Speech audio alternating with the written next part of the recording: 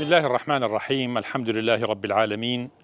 والصلاة والسلام على سيدنا محمد وعلى آله وصحبه أجمعين. خۆشەویستان، بینەرانی بەرنامەی شیرینچا لە کەناڵی ئاسمانی پەیام، ئێمە هاتووینەتە دێی ئەحمەد بڕنا و هەروەها ئەم ناوچەیەکە ناوچەیەکی زۆر مبارەک و زۆر پیرۆز کە قسە و باسمان لەسەر دوو زاتی زۆر زۆر گەورەیە کە لەم ناوچەیە بوون کە یەکەمیان شێخ ئەبوولەوفای نەرگسەجاڕی یان نێرگزی و هەروەها شێخ مارفی نەرسەجار. ئێمە هەوڵەیین کە لە ئەم ئەڵقانەیە کە پێشکەش بێ وەڕز و خۆشەویستیەکەین تەواوی ژیان نامە و ئاکار و کارە گەورەکانی ئەم زاتە گەورانتان بۆ باس بکەین تاوەکوونەوەی ئێستامان و داهاتوومان ئاشنا بێ بە زانا و پایەدارەکانی میلەتی کورد لە کۆن و لە ڕابردووە کە چۆن ئیسلامەتی و دینداری زۆر بە جوانی گەیانیوانە بە ئێمە و دین و ئیسلامیان لەناو شریعەتیان لەناو میلەتەکەیە بڵاو کردوێتەوە. فەرمونون بەشی یەکەم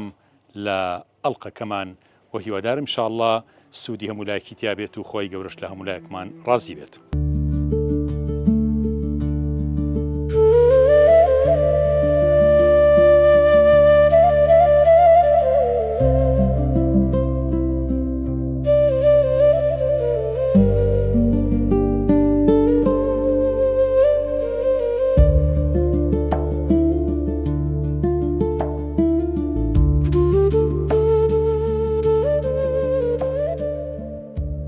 خۆشەویستانم، ئێمە لە خزمەت کۆمەڵێ مامۆسای ئازیز و خۆشەویست لە شادی ناوچەی دەربەنی خان و نەرسەجار کە شادی ئەحمەد بۆ بڕنەیە. خۆشحاڵین بەوەی لە خزمەت کۆمەڵێنەوەی پیاوی گەورە و سەییدی ئەم ناوەیە کە حەزرەتی شێخ مارفی نەرسەجارە لە خزمەتیانین کە جنابی دکتۆر کامەران شێخ جەمال مامۆسای زانکۆ و هەروەها دکتۆر گۆران شێخ جەمال ئیمام و خەتیب لە هەڵەبجەی تازە و لە مزگەوتی شێخ مارفی نەرسەجار و هەروەها مامۆستا شێخ عەبدوڕەحمان کە نەوە و کوڕەزای شێخ مارفی نەرسەجارە و هەروەها جنابی کاک شێخ بەختیار نەرسەجاڕی کە جنابیشان بە هەمان شێوەنەوەی شێخ مارفی نەرسەجارن. پێمان خۆش بوو بەڕاستی لە چەنەڵقەیەکی زۆر زۆر تایبەتە ئێمە بە خزمەت ئەم مامۆستا بەڕێزانە و لە خزمەتەوەی ئازیز و خۆشەویستە ڕۆژانێکی زۆر پرشنگداری ئەم کوردستانتان بۆ باس بکەین کە نەوەکانمان شارەزا بن لەو زانا و دانا و شێخ و پیاوە گەورانەی کوردستانی خۆمان کە ئێمە زۆر جار گرنگی زۆر زۆر بە دەرەوەی کوردستانین، بەڵام ئەم زانا گەورانەی خۆمانمان فەرامۆش کردویانەوەی تازەمان نایانناسن. لە خزمەت جنابی دکتۆر کامەران مامۆستاگیان یاخوا بەخێر بن. زۆر سوپاس دەکەم قوربان. دکتۆر گۆران یاخوا بەخێر بن جنابتان و مامۆستا شێخ عەبدوڕەحمان و هەروەها مامۆستا شێخ بەختیار یاخوا بەخێر بن ئینشاءالله. پێمان خۆشە دکتۆر گیان جنابتان یا مامۆستا شێخ گۆران ئەگەر پێشەکیەکی بەرنامەکە شتێ بفەرمون. بە ناوی خوای گەورە و میهرەبان درود و سڵاو لەسەر گیانی پاکی پێشەوای مرۆڤایەتی حەزرەتی محەممەد المستەفا صلی الله عليه وسلم و لەسەر یا هەموو یار و یاوەر و شنکەوتوانی تاکو ڕۆژی دوایی بە ناوی خۆمان و خزمان و بنەماڵەی شێخ مارفی نەرسەجار بەخێرهاتنی هەموو لایەکتانەکەم بەڕێستان کاک شەخیان و بەرنامەی شەکرچاو و بەڕێزانێکەوە لە پشتی کامێرەکان و وەساون و مانوو بوون و کەناڵی پەیام یاخوا بەخێر بن سەر و سەرچاومان خۆشحاڵم ببینینتان و گەورەتان کردین. یاخوا بەخێر بن یا ڕەبی خوا سەلامەت پای سەربرستانکە ئینشاءالله. بەرزە خێرتان باتە یاخوا. دکتۆر گۆرانگیان جنابتان حەزەکەم پێشەکی ئێمە لە ئەڵقەی یەکەما بچینە باسی شێخ ئەبوولوەفای نێرگسەجاڕی یان نێرگزی. شێخ ئەبوولوەفا کێ بووە؟ چ پەیوەندیەکی بە ئێمەی کوردەوە هەیە؟ چ زانایەکی گەورەی ئومەتی ئیسلامیە؟ چ شێخێکی گەورە بووە؟ بە ناوی خوای بەخشندەی میهرەبان پێشەکی بە خێراتنتانەکە منیش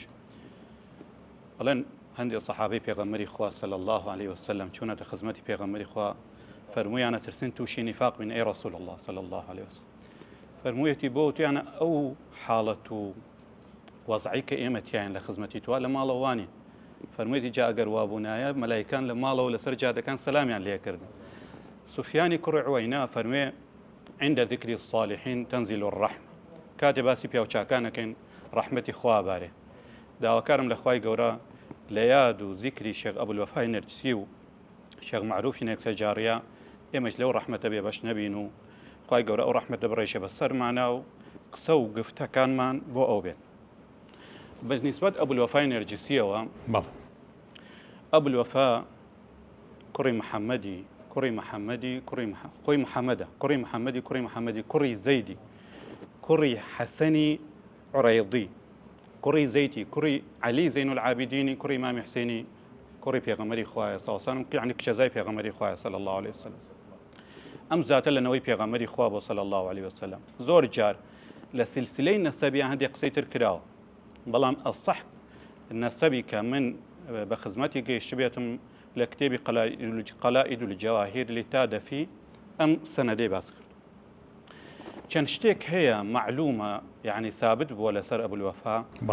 یەکێکیان ئەوەیە کە نەوەی پێغەمبەری خوایە صلی الله عليه وسلم یەکێکیان ئەوەیە کە کوردە چکە خۆی نووسوێتی لە زۆرێ لە نووسراوەکانیا ئەبولوەفا الکوردی یان ئەبولوەفا النەرجسی یەکێکیان لە قەبیلەی نەرجسیە یەکێکیان ئەوەیە کە سۆفیەکی گەورەی ئەم ئومەتی ئیسلامە بووە لەسەر هەندێکیش اختلاف هەیە ئەوی شوێنی وەفات و لە دایکبوونێتی اختلافێکیان هەیە زانایان کە دوای ئینشاءڵڵا باسیەکەین اختلافێکی کەش لەسەر ئەوە هەیە کە ئاەنەوەی لە پاش بەجێ ماوە یاخودنەوەی براکەی کە ناوی سالم بۆ لە خۆی گەورەتر بووە دراوەتە پاڵی ئەم دوو بۆ چوونە زانایان نەختێ قسەیان لەسەر کردووە ئینشاءڵڵا دواتر ئەگەر گەیشتینە خزمەتی لە خزمەتانە بە دوور و درێژی باسیەکەم دکتۆر گۆران ماوەسای خۆشەویست بۆ شیەمە لە زانا و داناکانی ناودارەکانی کووردا یعنی زۆر جار ئێمە نادیدە ئەیان گرین نایەن ناسین سەحیف نیە ئێمە بەڕاستی خەڵک ئەبولوەفا نەناسێت شێخ مەعروفی نەرسەجاڕی نەناسێت گەنج و تازە پێگەیشتوانی خۆمان کەچی لە ڕووی خەڵکانی ترەوەی میلەتی خۆمانە یعنی زاناکانی ومەتی ئیسلامیە کراوەینەوە تا چنها کتێبی وڵاتانی ترێتە ناو کوردستانیمە بەڵام ئێمە کەمتر شارەزا بۆچی ئاوای وڵی کاک شێخ قسەیەک هەیە کە لە ناو کوردەواری و لەوازام لە وڵاتەکانی کەش هەیە کە لە نرخی زێر لای زەڕەنگەرە بەداخەوە زۆر جار پندێک هەیە ئەڵێ پێغەمبەران لە وڵاتی خۆیان ڕێزێ لێ نەگیراوە یعنی ئەمە سەرداری هەموو بەشریەت کە حەزرەتی ڕەسوڵ الله صلی الله عليه وسلم وەختێ کە تازە حەزرەتی جبریل دەبینێتەوە لە ئەشکەوت دێتە خوارەوە یەکەم پەیام کە پێگاڵێ تۆ لە ناو قەومەکەت و لە مەکە دەرەکرێ ئەوی سەیری لێیە ئەفەرمێ ئەوە مخریجیەهم ئایا من قەومەکەی خۆم دەرمەکە بۆیە پێی ڕاگەینەڵەن هیچ کەسێک نەهاتووە بم پەیامە گەورە و بم پەیامە پیرۆزانە ئللا یەکەم کەسکەوا دوژمنایەتیەکان میلەتەکەی خۆیەتی لەبەرەوە کەسە گەورەکان زۆر جار جایتر بە بۆنەی ئەوە بێکەوە نزیک بوون و لە ناو خۆیان نابوون و لە ناو علەما و زانەکانی شەشتێک هەیەکەوە کەسەکان کەوا هاوسەمەن و هاوتەمەنی یەکن زۆر جار هەندی حساسیەتی هەرچەند لە سەردەمی شێخ ئەبولوەفا ئەو شتە نەبووە لەبەر ئەوەی کەوا هەم لە ناو میلەتی کووردا هەم لە ناو شوێنەکانیکە حەقەتەن حورمەت و ڕێزی زۆر لێگیراوە بەڵام بەداخەوە خۆمان ئەو ڕێز و شکۆ و مەکانەتەی کەسایەتیەکەی خۆمان کەسایەتەکانی خۆمان بەو شێوە ناگرین کەوا ئێستا نەک لە ناو خۆمانە لە وڵاتی عەرەبیە لە ناو تورکیا بەڵکو دراسات و خوێندنەوەی ئینگلیزی زۆر زۆر بەقووەت و بەهێزمان هەیە کەوا تازە بە تازەکی خۆمان ئەگەڕێنەوە بزانین ئەم شێخ ئەبولوەفا کێیە لەبەرەوە ئێمە ئەبینین کەوا حەزرەتی یوسف لە ناو ماڵی خۆیان براکانی خۆی لێبوونە دوژمن کەچی کە چووە میسر کردیان بە خەزێنەداری هەموو وڵاتی میسر چونکە نرخیان زانی بەداخەوە یعنی ئێمە زۆر جار نرخی کەسەکانی خۆمان نازانین ئەگەڕنەوەڵەن پیاوچاکێک ڕۆژێک فەقیەکی خۆیان نێرێ بۆەوەی کەوا تۆ زێنان بکڕێ خشتێکی گرانبەهای پێدا بردێکی پێدایت لە زمڕودە لە هەر شتێکە کابراڵێ وەڵام پارەمە ئەمە کەڵکیچ نایە بۆ من ئەو مامۆساش پێڵێ مامۆساکە لە قوربان دەبڕ ئەمە بیوە بۆ لای فڵان زەڕەنگەر بزانت پیچی و پێڵێ ئەوش پارێکی زۆری پێدا ئەڵێ من لە دەسەڵاتی منانی ئەم پارە پێ بدەم ئەوەنە ئەم کانزا بە نرخە ئەو شێتەوە لە سەیرم پێ قوربان بۆ نانێکی کەم هیچ حسابیان بۆ نەکرد بۆ ئەم کانزا کەچی فڵان زەڕەنگەر ئەڵێ لە دوکانەکەی مناپارەی ئەم کانزامانیە جاوە نرخی هەموو شتێک خاوەنەکەی ئیزان بەداخەوە کەسانی خاوەن عیلم و زانست دەزانن پیاوانە چۆنە بەڵام بەداخەوە بە بۆنەی ئەوەی کەوا زۆرێک لە ئێمە خوێندنەوەیەکی دروست و تەندروستمان نییە و ئاگامان لە کەسە گەورەکانی میلەتی خۆمان نییە بێ ئاگای یەکەم هەبوو لەسەر قسەکەی گۆران ئەگەر بکرێت طبعا ئەبولوەفا لە ناو کووردا ڕێزێکی زۆری گیراوە بەڵام ئیتر وەکو ئەڵێن مێژووی کورد غەیری خۆمان زۆر جار نووسویانەتەوە هۆکارەکەی ئەوەیە ئەو مێژووە کە لە غەیری خۆمان نووسویانەتەوە زۆر جار ئەبولوەفا بوتویانە بەغدادی ویستویانە پاڵی بن بۆ لای بەغداد خاڵێکی کەیشیان حەزەکەم ئەوتان عرزکەم ئەڵێن جارێت زانایەکێ بووە لە منتیقەی لای جوانڕۆ و کرماشان ناوی ئیبن و گەچ بووە. ئیبن و گەچ کوردیە حتى لە پێناسەکەی بە عەرەبی نووسراوە وەکانە یعمل فی تەبییض الحیتانی هاتووە دیواری سپی کردوتەوە یعنی کورد بووە ئیشی گەچکاری بوو. ئەڵێن ڕۆژێ تەلەبەیەکی ناوی ئەبوو عەلی سنجی بووە وتێتی قوربان لە خزمەتیا بووە ئەوەنە عالم بووە الئیسم لأبو حامد الأسفراني وتێتی خەڵک باسی ئەبوو حامدی ئەسفرانی نەکە والعلم لەک علم هی تۆیە کەچی ناوناوی ئەوە علم تۆ پێدا. ئەویش قسەیەکی زۆر جوانی کردو حەزەکەم عەرزتان کەم فەرموویەتی ڕەفەعەته بەغداد وحەطەتنی دەینەور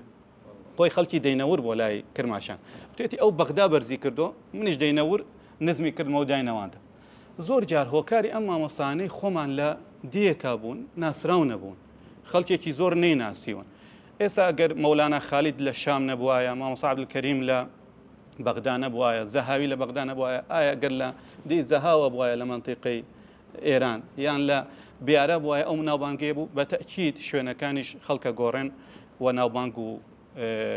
یعنی سەیتیان زیاتر بڵاوەکەنە بە عالەمە. ماسە شێخ بەختیار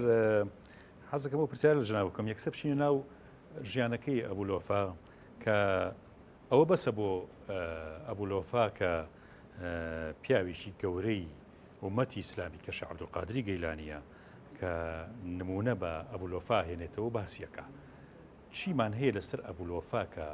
گەورە زانایان و خواناسانی ومەتی ئیسلامی کە باسییان کردەوە یەک لەوانە کە شێخ عەبدولقادری گەیلانیە. وڵای قوربان بەناوی خوای بەخشندە و مێرەبان سوپاس و ستایشی بێپایان بۆ خوای گەورە درود و سڵاو لەسەر گیانی پاکی محەممەدی نازدار صلی الله علیه وسلم. قوربان گیان وەکو بەڕێزان پێش من باسی ژیانەکەیان کرد پێویست ناکات بچینەوە سەریوانە من باسی یەکێ لەوانە کە شێخ عەبدولقادری گەیلانی بووە فەرموویەتی کە وتەیەکی هەیە من لە ڕۆژهەڵات و ڕۆژئاوا تا ئێستا کەسێکم نەدی وەکو شێخ ئەبوولوەفا کە تاجی عیرفانی لەسەرا بێت و تەقوا و خواناسی و زوهدی بەو شێوەیە بێت کە لە ناو کۆتا هەڵکەوتووە بەو شێوەیە وەسفی کردووە. تاج العارفین بەو دراوە لە قەبی بەڵێ تاج العارفین بەو دراوەش بەڵێ بە کورتی ئەوەیە کە لەگەڵ چەند هاوڵێکی خۆیان ئەشنە شۆڵ و بیابانێک لەوێ تر زیکر و عیبادات و بەندایەتی خۆیان ئەکەن و نوێژ ئەکەن و ئەمانە. شێخ محەممەد شەنبەکی کە مرشیدی تەریقەتەکەی بووە و دەرزی ئادابی تەریقەتی دایاوە ئەوش لە ئەچێت کە ئەبینێ لە یەکۆبوونەتەوە سەیریان ئەکات کە لەسەر سەری شێخ ئەبوولوەفا نورێک لە ئاسمانەوە لەسەر سەری ڕاوەستاوە. شێخ محەممەدی شەنبەکی و هەواڵەکانیشی دەست بۆ نورەکە ئەبەن نورەکە بەرز ئەبێتەوە. ئیتر کە ئەو نورە ئەبینن ئەوە ئیتر لە قەبی تاج العارفین کە ئەمە تاجێکە لەلایەن خواوە بەهۆی ئەو تەقوا و خواناسی و زوهدەوە کە هەی بووە دراوەتە سەری ئیتر بەو شێوەیە لە قەبی تاج العارفینی پێدراوە. مامۆستا شێخ عەبدوڕەحمان جەنابتان الحەمدوللا زۆرتان بینی و ئەزمموی زۆرتان هەیە لە پیاوە گەورەکانی کوردستانی خۆمانەوە بە تایبەتی زانا و دانا و حەکیمەکانی وڵاتی خۆمان ئێمە چۆن بەڕاستی ئەم خزمەتی ئەوان نەشر بکەین چۆن نەوەی تازەمان تێبگەێنین کە بەڕاستی ئیسلامەتی سێ و چوار ڕۆژێکە دەستی پێ نەکردو لە کوردستانە بەڵکو بە درێژایی 1000 ساڵ عولەما و عوڕەفا و زانای گەورە لەم کوردە نەبڕاوە. سرەتا بسم الله الرحمن الرحیم بەخێراتنی کەناڵی پەیامەکەم و بەخێراتنی جەنابتانەکەم و برایانی ئازیز کە لە پشتی کامێرە و زەحمەتە کێشن لەگەڵمانە بێگومان قوربان وەکو مامۆستا دکتۆر کامەران عەرزی جەنابتانی کرد مێژووی کورد خۆی نەینووسیوەتەوە لەبەرەوەی کە خۆی نەینووسیوەتەوە و وڵاتی نەبووە و پارێزگاری دابوو نەرێت و کەلتوری خۆی نەکردو پیاوە گەورەکانیشی پیاوە هەرچی پیاوە ناسراوەکانی هەیە لە ئەشخاص و لە مەشایەخ و لە کەسانی شارەزا هیچیان توانای هیچیان ئەوە بەو شێوە دەرنەکەوتون کە پێویست بن وەکو خۆیان کە توانویانە لە توانایانە هەبووە و لە قودرەتیانە هەبووە لەبەر ئەوە یەکێکی وەکو حەزەتی شێخ ئەبوولوەفا یعنی شایانی ئەوە بووە پیاوی وەکو حەزەتی غەوس هاتۆتە بەغا هاتۆتە نێرکسەجار و لە چەند شەو لە خزمەتیا بووە و دەرسی لای وەرگرتو دوایی کە چوونەتە بەغداد لەوێ و توێتی من ئێستا حسابی تۆ لای من تەواو بووە فەرمو جەناب و بچۆ تەدریسی علمی بکە ئمە بەسمەوەی لە ناحەیەکی ڕۆحی و دەرسی لا وەرگرتووە طبعا وەختە پێش قادری و نەقشبنی ئەوانە پێشەوە تەمەنە طریقەتانە تازە بووە طریقەتی وەفایی هەبووە کە ئەبوو وەفا تاج العارفین لەوە هاتووە ئینشاءالله وەکو مامۆستا باسی کردەوە ئەو تاجە بووە وەکو مامۆستا شێخ بەختیار باسی کرد کە لەسەر شانی بووە و بەرز بووەتەوە بۆ ئاسمانەوە لەوە ناونراوە تاج العارفین جەنابتان ئەزانن ئەمە ئێستانەوەی کوردیش کە لەم کاتا کە ئەژی بێگومان ئەو شارەزایەی نییە چونکە هەم لەبەر ئەوەی کەوە کورد وڵاتێکی نەبووە کورد مێژوویەکی خۆی نەنووسیوەتەوە لەبەر ئەوەیە ئەم پیاوانە ئەبێ ئێستا و جیلی ئێستا کە جەنابتان و ئێمەین ئەبێ بەڕاستی ئەبێ هەوڵێکی زیاتر ئەکەوێتە سەرشانمان و ئەبێ خزمەتیان زیاتر بکەین و سوپاسی جەنابتانەکەم کە ئەرکێکی لەم مەجاالە ئەرکێکی زیاتر ئەکێشن و ئینشاءالله سەربەرزن و تەمەنای خێتان بکەن و خێراتنی بەڕێستانەکەن ئینشاءالله. دکتۆر گیان گەڕینەوە لای جەنابتان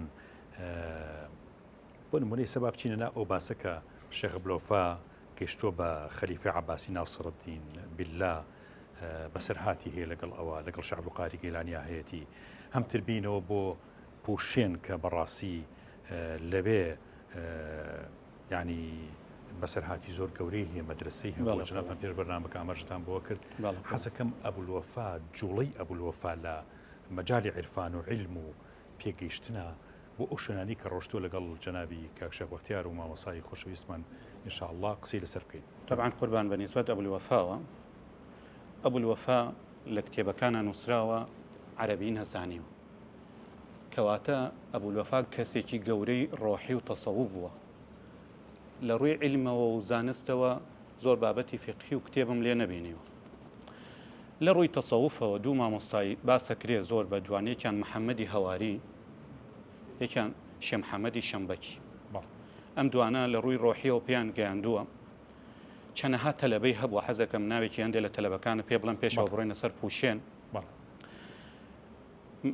جاگیری کوردی تەلەبەی بوو ماجدی کوردی تەلەبەی بوو ئەمانە زانان شێخ مەتەر ئەمانە هەر بوون بە شێخی گەورەی مرشید شێخ مەتەر تەلەبەی بووە شێخ عەدی کە بەداخەوە طریقەتێکی هەبوو بە ناوی عەدەویەکان دواتر گۆڕانکاری بەسەرا هات و یعنی لە دین دەرچوون شێخ عەدی یەکێک بۆ لە تەلەبەکانی شێخ عەبدولقادری گەیلانی یەکێک بۆ لە تەلەبەکانی چەنەها تەلەبەی هەبوو یەکێک ئاخر تەلەبەیان کە زۆر ناوبانگی شێخ عەلی هیتی بوو چەنەها تەلەبەی گەورە بووە ئەڵێن 40 کەس لە سەردەستی شێخ عەبدولوەفا گەیشتونەتە مەرتەبەی ئیرشاد 200 کەسی کە لە ژێردەستیا پێگەیشتون یعنی کەسێکی حتا بڵێ گەورە بوو لە ڕووی ڕۆحیەوەکو باسیەکەن پاشان ئەم شێخ عەبدولوەفا لە نێکسەجارەوە سەفەری کردو بۆ پوشێن ئێستا مەرقەدی پیرۆزی لە پوشێنە پوشێنی شارباژێر پوشێنی شارباژێر تەنیشتی کاژا و بەرزنجە و ئەو منتیقە بڵێن لە شارباژێری لای خۆمانەوە عربەتەوە مەرقەدی پیرۆزی ئێستا لەوەیە وەنەوەی لە پاش خۆی بەجێ ماوە بابەتێک ئەگێڕنەوە لەسەر نەوەکانی کە نازانم ئێستا یعنی مامە شێخ خالیدی بڵێن مامی باوکم کاکە شێخیان پێوتووە ئەفەرمێت شێخ عەبدولقادر طبعا شێخ عەبدولقادر وەکو پێشتر ئاماژەم پێدا تەلەبەی ئەبولوەفا بوو ئەو تەریقەتەی کە عەدەوی و وەفای و ئەمانە بڵاوێن کردەوە دواتر عەبدولقادر پەرەی پێدا حتا جارێکیان لە کتێبەکانە گێڕنەوە ئەڵێن ئەبولوەفا هاتە مەجلیسی یعنی شێخ عەبدولقادر هاتە مەجلیسی شێخ عەبدولوەفاوە ئەبولوەفای نەرجسیەوە ئەبولوەفا ئەمری کردی بیکەنە دەرەوە کردیانە دەرەوە جارێکی کام هاتەوە هەم فەرمووی بیکەنە دەرەوە کردیانە دەرەوە بۆ سێم جار هەڵسا باوشی پیا کرد قسەیەکە گێڕنەوە لە گیاننامەی شێخ عەبدولقادری گەیلانی ئەڵێن پاشان ئەبولوەفا ماچی کرد و فەرمووی ئەی عەبدولقادر هەموو کەڵەشێری هەموو تەریقەکانی کە هەمووی لە خوێندنەکەوێ کەڵەشێرەکەی تۆرە خوێنە یعنی مەبەستی ئەو بۆ هەموو ئەو تەریقەتانەی تر کە ئێستا لە ناوان وەکو عەدەوی و وەکو وەفای و وەکو ئەوی شەمبەکی هەمووی نامێنێ بەس قادریەکە مێنێتەوە سبحان الله تا ئەم سەردەمەی ئێستا تەریقەتی قادری لە ناو کووردا هەر بەردەوام بۆیە ئەبولوەفا کەسێکی زۆر بەناوبانگ بووە و نەوەیەکی لە پاش خۆی بەجێماوە کە ئێمە گەڕێنەوە سەر ئەو شخصێتە کە ناوی شێخ خالیدی کاژاویە شێخ خالیدی کاژاو لە منتیقی کاژاو و بەرزنجەوانە ژیاوە ئەڵێن بەرزنجە بۆیە ناونراوە بەرزنجە یعنی بەردەم زنجەکانی شێخ خالید زنجی داناوە بۆ حیوان و شت جا کە لە هەمەدانەوە شێخ عیسا و شێخ موسا لە یەن بۆ حەج و ئەگەڕێنەوە لەوێ لا ئەدەن و خەو بە پێغەمبەری خوا بینن صلی الله عليه وسلم کە مزگەوتێ لەوێ دروستکە طبعا قصەی مزگەوت دروستکردنەکە نەختێ دوور و درێژە شێخ خالید دەڵێ باشەوانە چێن خەریکە و دیوارن شێخ خالیدی کاژاوی لەوێ دروستەکەن ئەوان شەڵەن وڵای دوو کەسن ڕوا بۆ لایەن کە قسەیان لەگەڵا سەیرەکە دوو کەسی عالم و خواناس هەردووکیان برابوون زۆر دڵی پیان خۆشە بێ کچێکێ بێ ناوی فاتیمە خانە بێدا بە شێخ موسا شێخ موسا پاش فترەیەک ئەڕوا لە منتیقی لای ئاغجەلەرەوە لەوێ شەهید دەکرێ مناڵی نابێت لە فاتیمە خان بەڵام شێخ عیسا خێزانی براکەی کە بڵێن کچی شێخ خالیدی کاژاوی هێنێتەوە 12 کوڕی لێبێ شێخانی بەرزنجە لەنەوەی ئەو فاتیمە خانە و شێخ عیسان و یعنی شێخانی نەرسەجار ئەبنە خاڵوانی شێخانی بەرزنجە ینی شێخانی نەرسەجار کۆنترن لەش شێخانی بەرزنجە مامە شێخ ئیساویستم ئەوەت بۆ باسکەم ئەفەرمێت ساڵی 686 عیسا و شێخ موسا هاتوونەتە بەرزنجە شێخانی نەرسەجار 408 هیجری لێرە پێشوازی کردووە شێخ موستەفای نەرسەجاری لە چێ لە شێخ عەبدولقادر ئەڵێن باسی ئەگەر لە دایکبوونەکەیشی 50 ساڵێکی بۆ دانێن 300 ساڵ پێش ئەوان لێرا بوون ئەمە بەلای کەمەوە بەلای کەمەوە 300 ساڵ پێش شێخانی بەرزنجە شێخانی نەرسەجار لە منتیقەی کوردستانە بوون طبعا زۆر کەس لەوانە حەزەکەم ئیشارە بەوە بم هەندێک لە نووسەران باسێکەن مامۆستا جەمیلی ڕۆژبەیانی نەرجسیەکان ئەباتەوە سەر تیرەی گەورەی کورد گاوانیەکان بۆیە زۆر کەس لەوانە دکتۆری من بەرزنجی هەیە ڕەفیقم ئەیوت باشە بۆ ئێوە خۆتان لە گاوانەکان و هێناوتە سەر سەید عەرزم کرد ئەبولوەفا هاتووەتە ناو نێرگسیەکان هاتووەتە ناو نێرگسە جارێکان و باوکی ئەبولوەفا ژنی لە نێرگسە جارەکان هێناوە نێرگسە جارێکان کە تیرەیەکن لە گاوانیەکان ئەبنە خاڵوانی ئەبولوەفا بەڵام ئەبولوەفا چکە لە ناویان ماوەتەوە و ژن خوازی کردو هەر بە نەرجسی ناوبانگی پیا کردووە چۆن ێسا ئاڵێن مامۆستا مەلا قادری بیارە خۆی خەڵکی بازیان بووە یان مامۆستا مەلا غەفوری بەکراوە خۆی خەڵکی عەبابەی لێ بووە زۆر جار مەلاکان و شێخەکان بە ناوی ئەو شوێنەوەی کە تیا لەدایک بوون ناویان دەرکردووە لە ئەسڵا ئەم سەید بوو لەنەوەی پێغەمبەری خوا بۆ سەڵسەلەم طبعا تیرەی نەرجسی تیرێکی گەورە بۆ لە نێو گەوانەکان و دەورێکی ئێجگار زۆریشیان هەبووە لە کاتی ڕزگارکردنی عێراق و فەتحکردنیان لە سەردەمی عومەری کوڕی خەتاب جا جەناب و مامۆستا گیان عەفو ئەو فاتیمە خانە شاعیر بووە کەدایکی بەڵێ کچی شێخ خالیدی کاژاو کچی شێخ خالیدی کاژاو بووە و دایکی هەموو شێخانی بەرزنجەیە و نێرگسە جاریە خوێنەوار بووە شاعیر بووە مامۆستا مەحموودی خۆمان مامۆستا حەسەن مەحموود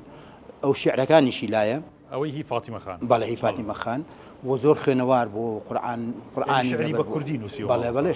شعرەکانی زۆرتر لەو سەردەما فارسی بە کوردی کەمەڵێ ئەمە بەسمەوەی ئەوەنە خوێنەوار و ئەوەنە شارەزا بووە لەو سەردەما و قورئانی هەمووی ختم بووە و بەو شێوە بووە یعنی باوسەکان جنابتان چیتان هەیە لەسەر شێخ وڵاهی قوربانیان ماشەڵڵا خوانی شێخ ئەبولوەفا خوانێکی گەورەیە بەڵام ئێمەش ئەتوانین بەشێک لەو هینە باسکەین بەڵام یەکێک لەو بابەتانە کە دکتۆر کامەران ئاماژەی پێکرد کە شێخ عەلی کاشا و ئێمە کە باسی کردمان بەسمەوەی تیشکە خرێت سەرەوەکەوە شێخ ئەبولوەفا لە منتیقەی شارباژێ ڕابووە شێخانی پوشێن و شێخانی کاژا و کەواتە نەوەی جێڵاوە زۆرێک لەو شێخانی کەوا لەوێن لە نەوەی شێخ ئەبولوەفا بوون بۆیە بەشێک لە خزمان و لە نەوەکانی سێگەڕون سەر ئەوان لەوانەیە بە بۆنەی بە حکمی ئەوەی کەوا دواتر زیاتر هاتوونەتە نێرسەجار و ئەوانە هەندێکیان دوور کەوتونەوە لە فەڵەستین و لەو جێگانە ئێستا چەند ساڵێک پێش ئێستا کەسێک ئێمە لە فەڵەستین و قسەی لەگەڵا کردین وتی من لە نەوەی مەتەڕم مەتەڕی کوڕی یعقوب کەوا دوای شێخ ئەبولوەفا شێخ مەتەڕی برازایی طريقەکەی گرتوۆتە دەست کەواتە بڵاو بوونەتەوە حتا باسی هەندێکیانەکەن لە گەیشتنەوە میسر شێخ ئەبولوەفا کەسایەتێکی گەورەی هەبووە کەسایەتێکی جیهانی بووە یعنی کەسایەتێکی محلی نەبووە تەنیا بڵێم لە کوردستانە بووە یعنی کە چۆتە بەغدا جەناب ئاماژە بە شتێک کردوتە سوڵتانی و سەردەمەی عەباسیەکان خەمی لێ هاتووە سوڵەن جاری وایە دانیشتون بە 10,000 کەس و زیاتر لەگەڵ یابوون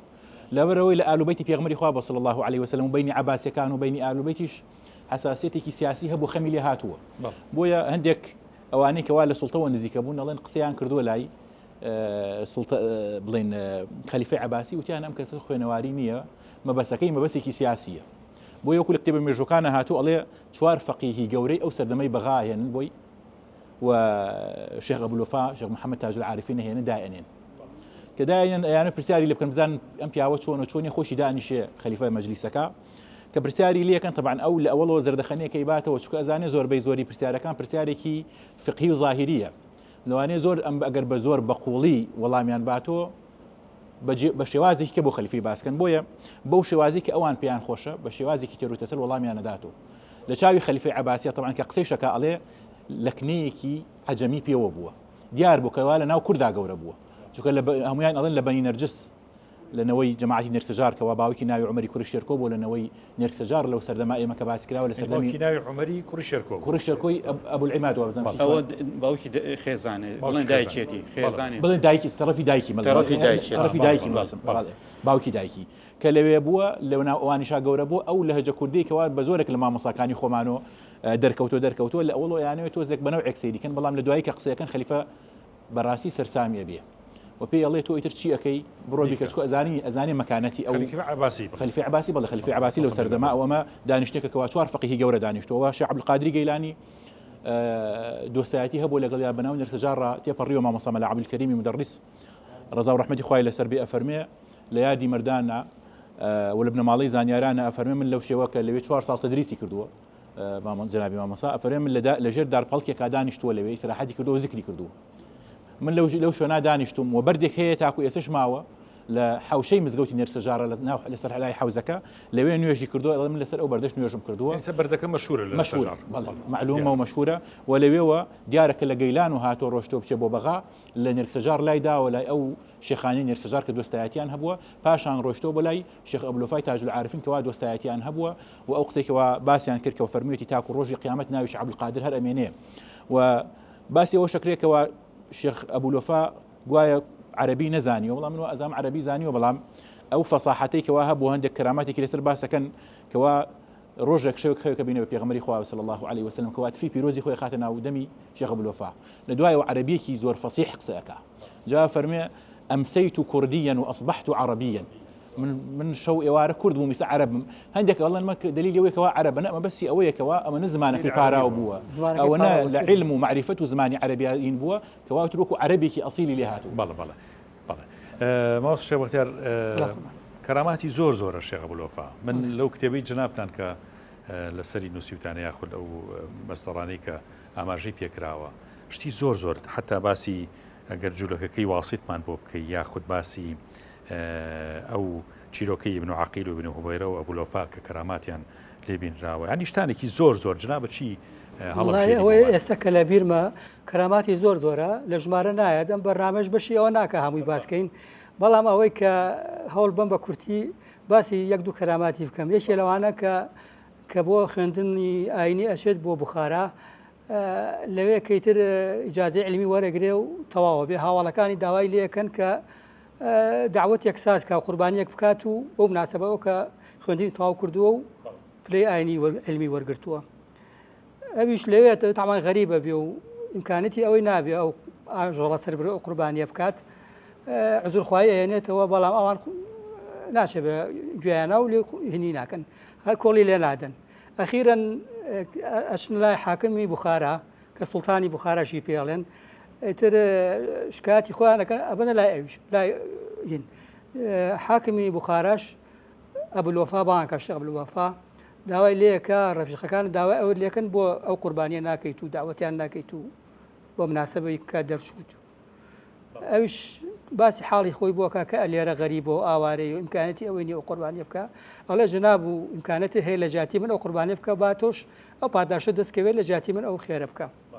جا لە ئەسنای قسەکردنی شاباسی ئەوە کە خۆی لەنەوەی ئیمام حوسێنی کوڕی ئەبی تاڵیب ڕزای خۆیان لێبێت ئەویش ئیتر بە شێوازێکی تۆزێ ناخۆش جوابی ئاياتەوە ئەڵێ بەچی بزانین تۆ کە لەنەوەی ئەوانی ئەویش بە دڵعاجزی کە بە قسەکەی ئەشکێنێت و بۆ شێوێژ وەڵامی ئەداتەوە بەجێ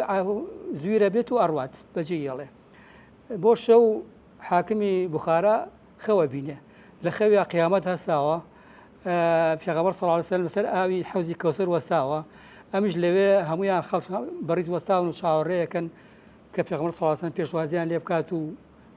لە ئاوی کەوسەر بەشیان بدات ئەمیش کە زۆر تینوێ ئەبێت و هەر چاوەڕێکات و پێغەمبەر صلی الله علیه و سلم تەمان ئاگای لە حاڵی ئەبێت چی کردووە ڕووی نایەتی و نازی نایەتی هیچ قسەی لەگەڵ ناکات بەدەم ئەوانی ترەواشێت و پێشوازیان لێ کات ئەویش ئەڵێ من فڵان کەسم و لەنەوەی ئومەتی جنابتم و زۆر تینوم و هاتووم ئەڵێ لەنەوەی لە ئومەتی منیت و نەوەیەکی شیرین و ئازیزی من هاتووەتە لات بەو شێوەیە ئیزنەدا و وەڵام نەداوە و شەکەت بۆ جێبەجێ نەکردووە ئەویش کە خەبەری ئەبێتەوە ئیتر زۆر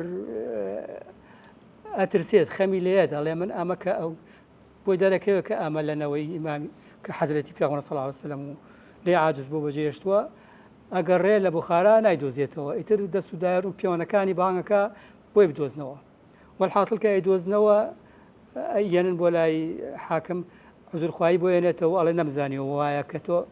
لەوەنەوەی تو من داوای لێبوردنەکەم و لەسەر دەستی تۆ بە ئەەکەم و ئەو قوربانیش ئەەکەین ئیتر ئەویش ئاش دەبێتەوە لەگەڵ یا و ڕێ ئەەکەون و ئەجا هەر لەو مناسبە شامامسا مەلاکەمیش لە یادی مەردانە باسی کردووە کچێکی نەخۆشی ئەبێ دەردێکی خراپی ئەبێ بە دوعا و دەم و نفوسی ئەبولوەفات چاکە بێتەوە ئیتر ئەوانەی کە ئابێ بە دۆستی و خۆشی ئەوێت و ڕێزی لێ ئەگرێت و مەراسیمێکی گەورەی بۆ ساز دەکات و داوەتی هەمویانەکات لە بوخارا بەڵێ لە بوخارا بەڵێ مۆسایان باشە زانایانی پێشینی ئێمە ئەم ئەولیا و خواناسانە وەسائلی ڕۆیشتن و هاتوچۆ و ئەوەی پێڵن تەواصلی ئیجتیماعی و ئەمەی کە خۆمان هەمانە هیچی نەبووە یعنی ئەو سەردەما بەڕاستی زۆر بە مەشەقەت گەشتونەتە مەشرق و مەغریب گەشتونەتە بوخارا گەشتونەتە ئێران و شام و وڵاتی تورکیا و لە هەر شوێنەکە عیلم هەبوو بێت زانای گەورە هەبوو بێت خۆیان پێگەیانوە ئەم گەڕینەوە ناو کوردستانی خۆمان ماوەسایانی ئەو مانووبوونە گەورە وای کردووە کە خوا ئیخلاسێکی گەوری پیاون و عیلمێکی گەورەشی پیاون لە نەتیجەی ئەو جوهد و مانووبوونی هەیان بووە ڕاستی ئیخلاسێتێکی تەواو و خۆتەرخانگرنیکی تەواویان هەبوو بۆ عیلم و بۆ خوای گەورە یعنی من دایمەن باوکم دەخوای گەورە عفویکە لەگەڵ مردووی هەمولایەکە باسی باپیرمێکری فەرموو لە پێنجۆن بووە باسیەکەی فەرموویەتی مامۆستا شەم حەمەی کوڕی شێخ معرف فەرموویەتی زۆر باسییان کردووە وتیانە ئاوی پێنجۆن زۆر سازگارە واللهی مدەی فەقیهەتیم لە پێنجۆنە ئەوەنە نانم نەخوارە مزگەوتی پاشا لە مزگەوتی پاشا تێری ئاوەکەی سازگار ئاوەکەی سازگارە وتی ئەوەنە نانم نەخواردووە تێر بەناوسی خۆم کەوا حەز بە ئاوێکی سازگار بکەم بەسەری بخۆم ئەوەنە نانەکەم کەم خواردووە حەزم نەچوتە سەر ئاو تێر بە دڵی خۆم بیکۆم يعني خۆتەرخاندنێکیان هەبووە و پێغەمبەری خوای صلی الله عليه وسلم فەرمووی إنما الأعمال بالنيات وإنما لكل امرئ ما نوى مەراسی کردەوەکان بە پێی نیەتیانە وخوای گەورەش فەرمووی ومن يتق الله يجعل له مخرجا ويرزقه من حيث لا يحتسب بەشێک لەو ڕزقە ئەو ڕزقەیەکەوە ناوبانگ و پێگە و عیلم و زانستیان بۆ شێوەیەکەوە بەناو شەرق و غەربا بڵاو بۆتەوە مامۆستایانی خۆمان باسەکەن لە سەردەمانێک لە بەخا تاکو ئەم کۆتایانەیش کەوا ئەڵێن مەشهورە ناو مەلای کورداکەوە زۆر جار لە جاتی بڵێن وەلە ضالین وتیانە وەلە ڵاڵین وتیانە مامۆساکانی وەلە ڵاڵین کوردەکان مزگەوتیان بەدەستەوە نەیەڵێن هەموو مزگەوتەکانیان گرت یعنی مامۆسای کورد لەناو بەغا لە حاضیرەی عالەمی ئیسلامیە لە گەورەترین شارە ئەوەنە عیلم و مەکانەت و توانایان هەبووە ئەوەنە ئیخلاسیتیان هەبوو کەوا لەوێ ئەو عەرەبە ئەقحاحە تەواو عەرەب و کەوا لە ئەدەب و لە زانست و لە عیلمانیان توانە شان دەنشانیان بۆ ئێمە بەرەکەتێک بووە بە ئیخلاس و بە تەخوا و بە خواناسینیان کەوا گەشتن بۆ بوو مامۆستاگیان مامۆستا کامران ئەگەر چی ماوە لەسەر ئەبولوەفا ئێمە کە شت زۆر بەڕاستی من کتێبێکم لای مامۆستا محەممەد عەلی قەراخی بۆی ناردم یعنی کتێبێکی گەورەیە کە دوو مامۆستا دوو دکتۆر تحقیقیان لەسەر کردووە لەسەر ئەبولوەفای نێرگزی کە ڕەنگە مەسادیری زۆر هەبێت جناب ئاماژەی پێ بکەیت بەڵێ دکتۆر زرار صدیق و دکتۆر عماد عەبدوڕەئوف ئەو کتێبیان نووسیوە لەسەر ئەبولوەفا ئەگەر دەستنووسە کۆنەکان سیرکەی من هەر ئێستا خۆم 12 کتابم لایە ماشەڵڵا زۆربەی باسی کەرامەت وانەیە کە لەوانەیە ئەو شتانە نەکرێ ئێستا زۆرێکی لێرا باسکەین چکە بە بۆچوونی من کەرامات ئەو کەسانە کردویانە بۆ گەڕانەوەی کەسێکی بێدین بۆ حاڵەتێکی تایبەت بۆ لەوانەیە لەگەڵ هەموو کەسێکان نەخوا قسەکە بۆیە لە هەموو شوێنێکە وەکو عەرەب بەڵێ كل ما يعلم لا يقال يعني هەموو شتێکەی زانین نایڵێن بەڵام تۆ پرسیارێکت کرد پێشترا لە مامیشمەت کرد نەوەی داهاتوو چۆن ئەمە بزان طبعاً مامۆستا دکتۆر گۆران باسی کرد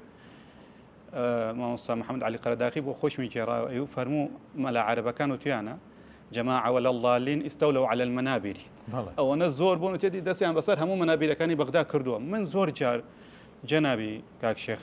بيرا كمو أم تقسيم بوني كردا لەوانەیە خی گەورە مەبەست و مەرامێکی لەوە هەبوو بێ کە کورد بکە بەهۆی پاراستنی ئیسلام لە هەر چوار پارچەی ئەم وڵاتانی بەسەریادا بش چوومەتە دیار بەکرد و تویانە لە سەدا نەوەدی مزگەوتەکانی ئەستەمبول و ئەنقەرە بەدەست کردەوە لە عێراقی خۆمانە هەر لە بەسرە و نەجەف و کەربەلاوە بیگرە ئەوەی مزگەوتی سنی بوو بێ تا ئەگاتە ئێرە بەدەست کردەوە بوو یعنی کورد احتیکاکێکی زۆری لەگەڵ منطقی شیعەنشینە هەبوو دەوری کورد لەوەی کە کورد بە سنی و بە شافعی بمێنێتەوە زۆرە لە ئێران هەتاکو ئێستا پارچەیەک بە سنی تەواوەتی ما بێتەوە جنگە لە هەندێک لە بەلوجەکان کوردەکانن لە یعنی کورد غەزنەوەکانی سووریا خۆتەزانێت چی دەورێکیان هەبوو خی گەورە ئەم کووردە ڕاستە لە ڕووی دەوڵەتەوە بێبەشی کرد بەڵام وەکو ماوسا محەممەد علی قەرەداخی زۆر جارە فەرموێ ئێمە ئەگەرچی دەوڵەتێکی یعنی وەکو بڵێ جێش و دەسەڵاتمان هەبوو بەڵام دەوڵەتێکی علمیمان هەبووە کورد دەوڵەتێکی علمیمان هەبووە لە هەموو سەرتاسەری کوردستان و ئەم وڵاتانی بەسەریا دابش بووین بۆیە یعنی نەوەکانی داهاتوو زۆر گرنگە ئیسفادە لە ئەم باسانەی شێخ ئەبولوەفا زەهاویەکان حەیدەریەکان قزڵجیەکان مامۆسای مدەڕیز ئەمانە بکەن وە سوودی لێ ببینن چکە بەڕاستی ئەمانە ئەبێتە هەوێنێکی باش ئەبێتە هۆکارێکی باش بۆ ئەوەی سبەینێ ئەم کووردە لە نێو وڵاتانی دنیا سەری بەرز بێتەوە و بناسرێتەوە چکە کورد بە عیلم بە تەقوا بەخواناسین ناسراوە بەنسبەت ئەبولوەفاوە ناتوانم زیاتر قسە بکەین یاخۆد والله لە خزمەت یاخوات سەلامەتی طبعا ئەبولوەفا وەکو عرزم کردن سەفەری کردووە بۆ بەغدا مامۆستا مەلا کەریم باسیەوە کە ئەڵێ زۆر جار ئەنووسن لە قوسان و لە قوسێن و لەوانە وەفاتی کردو ئەڵێ عەرەب نازانێ بڵێ پوشێن ناوەکەیان گۆڕیوە هەر جارێ بە نەوعێک نووسیویانە وەکو چۆن کردویانە بە ئەبولوەفای کوردی و ئەبووەفای بەغدادی و ئەبووەفای نەرجسی و بە زۆر جار ناوی هاتووە تاج العارفینوانە زۆر جار لەسەر وەفاتەکەیشی گۆڕانکاری کراوە ئەم شخصێتە شخصێتێکی زۆر بارز و ناودار بووە من زۆر گەڕام لەسەر ئەوەی ئایا ئەبولوەفا لە دوای خۆی چی بەجێهێشتووە سەیرم کرد دوو کتێبی لە دوا بەجێمەوە بەڵام هەردوو کتێبەکە نوسخە عەرەبیەکەیم دەست نەکەوت چکە دەستنووس بوو نوسخەکانی بە تورکی هەبوون یەکیان ناوی وەسایە شەریعەیە یەکێکیان الأوراد والأذكار الوفائية ورد ذكري وفائي کە ئێتاکو ئێستا لە تورکیا ئەخوێنرێتەوە وەسایە شەرعەکانیشی هەیە جا ئەگەر مەجال هەبێ من حەزەکەم یەک دوانە لە وەسایانە باسکەم طبعا ئەبولوەفا ئەفەرمێ ئوصيكم بإطعام الطعام وەسێتان بۆ کەم خواردن بن بە فەقیر و هەژارن وإفشاء السلام سلام لە یەکتری بکەن ورعاية الفقراء والمساكين وأن لا تروا أنفسكم وأن لا تروا لأنفسكم فضلا على أحد من خلق الله سلام لخلقي بكن خواردن ببخشنەوە بە خەڵکیە ئاگاتان لە فەقیر و هەژار بێ خۆشتان بە گەورەتر مەزانن لە هیچ کەسێکی ئەمە لە ناونەوەکانی حتا ئەم سەردەمە بەردەوام فیز و تەکەبوریان لە ناوە نەبووە حتا چەند جار گوێم لە باپیرم هەبوو مامۆستا شێخ محەممەد بینی مەغریب و عیشا لەسەر قەروێڵەکەی خۆی لە نەسەر دوعاە کرد أي اللهم اجعلني سميعا بصيرا واجعلني في عيني صغيرا وفي عين الناس كبيرا أو دعايا كر يعني دعايا كر قد خوي بجورا نزان إيش اللي وصايا كان يفرموا ابن أبو الوفاء أفرموا أن هذا الأمر لا يصلح إلا بأكل الحلال أم طريقتين من بخواردني حلال نبي سر ناقري فإن لقمة الحلال تنير القلب إن جاك يفرموا شنك خواردني حلال ضل روشنا كاتوا وتورث الحكمة وحكمة زيادك أن جاك يفرموا ولقمة الحرام تظلم السريرة أي إنسان سريرتي نامنة باشترين قصية كمن لكوتايك أبيكم أبو الوفاء يفرموا من خرج عن حظيرة الشريعة خطوة أي لم شريعة يك هنگاو درچه فقد خرج عن الطريق أولا طريقتي ما درچو هر كسي يك هنگاو لشريعة الإسلام درچه لطريقتي وفاي درچه تنجو طريقتي بقرآن والسنة بقرآن والسنة بشجيلي لي كردو ما وصاني خوشويز من لكوتايا والله خالي كثير حزم كلام عجيب بكموية كوا شيخ أبولوفاي تاج العارفين كوا لتمني بيروزي خويا لشوارصو حفظه هجري بو بينصو يك كوا لبير ما شو لسرتا آمرجي بكين أم جياني كردو تنها حضوري لناو عراق ولا كردستاني خو معنا نبوه جگەلەوەیکەوە خەلیفەکانی چونەتە وەکو شێخ ماجید و شێخ چاکیروانە لە دمەشق بوون و هەندێکیان ڕۆشتونەتە میسر بەڵام یەکێک لەو شوێنانی کەوا جێدەست و کاریگەری زۆر بەهێزیان تایە هەبووە ئەنازۆ لەو کاتە بووە کەوا لە سەردەمی سەلاجیقەکانە یەکێک لە خەلیفەکانی شێخ ئەبولوفا کە ناوی دیدی گارکینە کە دیدی بە معنای پیریە ڕۆشتووە لەو ڕێگەی طریقەی وەفائیوە تەسەوف و عیرفان تێکەڵاوی ناو حکمی دەوڵەتی ئەنازۆڵە بێت و پاشانیش بەناو دەوڵەتی عوسمانیا بەشڕتر ڕۆئەچێ لە دوای دیدیگارکینێک لە خەلیفەکانی بەناوی بابا ئیلیاسی خۆراسانی طریقەی لێوەرەگرێت لە دوای ئەو کەسێکە کە بەوا پێڵەن ئیدەبالی کە زۆر جار تعریب بکرێ پێڵەن ئەدیب عەلی ئەمە شێخی ئەرتۆغول بووە کە باوکی عوسمانی غازی سوڵتانی یەکەمی عوسمانەکانە کە باوکی پێش وەفاتکە وەسیەتەکا بۆ سوڵتان عوسمان ئەڵێ ئەمە دەستی لێبەر نەدەی و پاشان کچی ئەو ئیدەبالیەکەوە شێخی طریقەی وەفایی سەردەمە بێ کچەکەی ئەخوازیە کە کچی بە کچەکەی ناوی ڕابعە باڵا خاتونە بێ لەوێ نەوە و باوکی هەموو خەلیفەکان کەوا ئۆرخانی ناوە بزانم خەلیفەی عوسمانیەکان کەواتە لەو تەرەفەوە لە شێخی طریقەی وەفائیوە هەموو سوڵتانەکان لە ڕووی دایکیان و ئەچنۆ سەر ئەگەر کورد بن ئەگەر کوردیش نەبن طریقەی وەفایی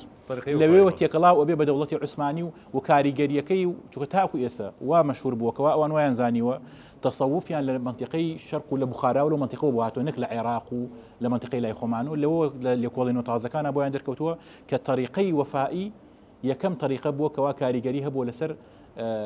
سوڵتانەکانی عوسمانی و لە سەرەتای دروستبوونی دەوڵەتی عوسمانی و تاکو دواتر تاکۆگاتە عاشق پاشا و کەوا ئیسا لێکۆڵینەوەی چڕوپڕی لەسەرەکەوە خاڵێکی گرنگ و حەزم کرا ماژی بکەم کەوا ئێستا لێکۆڵینەوەی زۆری لەسەر کراوە. بەڵێ مەوەسەگیان ئێمە زۆر خۆشحاڵین بەڕاستی کە حەزمان کرد زۆر زیاتر لەسەر بۆ لەوفایی نێرگزی یان نێرگسەجاڕی زیاتر قسە و باس بکەین بەڕاستی کە ئەمەی مامۆسا فەرمووی زۆر گرنگە یعنی دەوڵەتێکی گەورەی وەکو عوسمانی کە هەڵگری طریقەتی وەفایی بن کە لەلایەن زانا و ئیمامێکی گەورەی کوردەوە کە پیان کەشت و ئەمە بەڕاستی حیفە ئێمە تا ئێستا شارەزایی ئەومان نەبووە. هیوادارم ئینشاڵڵا لە ئەڵقەی دووهەمی باسەکانی شێخ ئەبوولوفای نێرگزی و هەروەها شێخ معرفی نێرسەجاڕیە زیاتر درێژە بم باسانە بین و لە خزمەتم مامۆستا ئازیز و خۆشەویستانە بین لە بەشی دووهەما تا ئەو کاتە بە یەکگەشتنەوەی تر بە خۆی گەورەتان دەسپێرم یا ڕەبی خۆی گەورە پاداشتی بەژواتەوە مامۆستایانی خۆشەویست و سوپاسان دەکەم. دەستان خۆش بێ.